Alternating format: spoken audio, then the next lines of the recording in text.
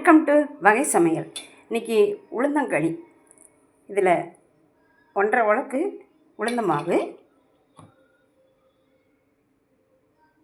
1 spoon சத்து மாவு,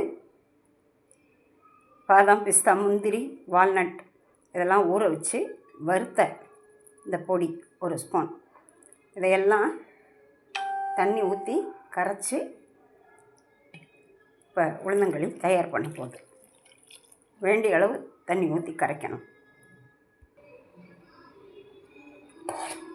இந்த மாதிரி தண்ணி ஊற்றி நல்லா கரைச்சிக்கணும். அதுக்கப்புறம் அடுப்பில் வச்சு கிண்டிடலாம்.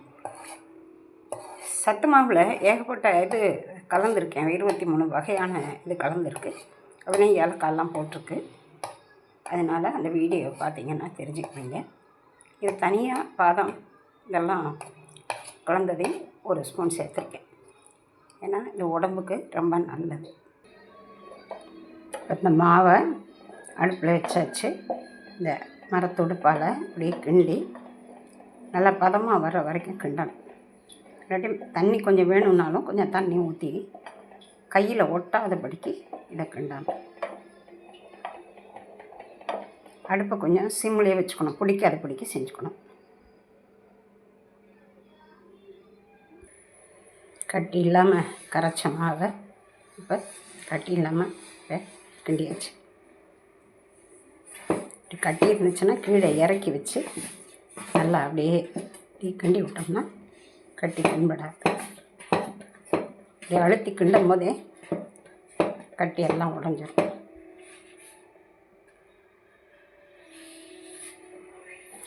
இது கரெக்டான பதமாக இருக்குதுன்னு தெரிஞ்சால் இப்படி தொட்டு இப்படி பார்க்கும்போது ஒட்டக்கூடாது. இப்போ இதுலேயே கருப்பட்டி போட்டு நெய் ஊற்றி கிண்டுவாங்க. கருப்பட்டி போட்டு நல்லெண்ணெய் ஊற்றி கிண்டுவாங்க. அப்படியும் செய்யலாம். களி கிண்டியாச்சு. அடுப்பை ஆஃப் பண்ணிவிட்டு இந்த தட்டு போட்டு மூடிடணும். உளுந்தங்களி தயாராகிடுச்சு. இது உடல் சாப்பிடும்போது உடல் பலப்படும், எலும்பு பல் உறுதிப்படும், இடுப்பு எலும்புக்கு மிக உறுதியானது, வாய்வு கோளாறை போக்கும், சிறுநீரகத்துக்கும் அது நல்லது. இப்போ கர்ப்பிணி பெண்களும் பூப்பெய்திய பெண்களுக்கும் இந்த களி தான் செஞ்சு கொடுப்பாங்க. எலும்பை உறுதியாக்கும், கர்ப்பப்பையையும் வளப்படுத்தும். இது தமிழ்நாட்டின் தெற்கு சென்னையில் இந்த களி தான் ஃபேமஸ். 5 உலக்கு உளுத்தப்பருப்பு, அதாவது முழு உளுந்துக்கு 1 உலக்கு பச்சரிசி, இதனோட இந்த சத்து மாவு 1 ஸ்பூன். அதில் ஏற்கனவே வீடியோ போட்டிருக்கேன். அதில் எல்லா வகையும் சேர்ந்தது. 1 ஸ்பூன் பாதாம் பருப்பு போடுறதுனால இது சுவையாகவும் இருக்கும், உடம்புக்கும் நல்லது. இதை செஞ்சு சாப்பிடுங்க. உடலை வளமாக்குங்கள். வாழ்க வளமுடன், வாழ்க நலமுடன். நன்றி.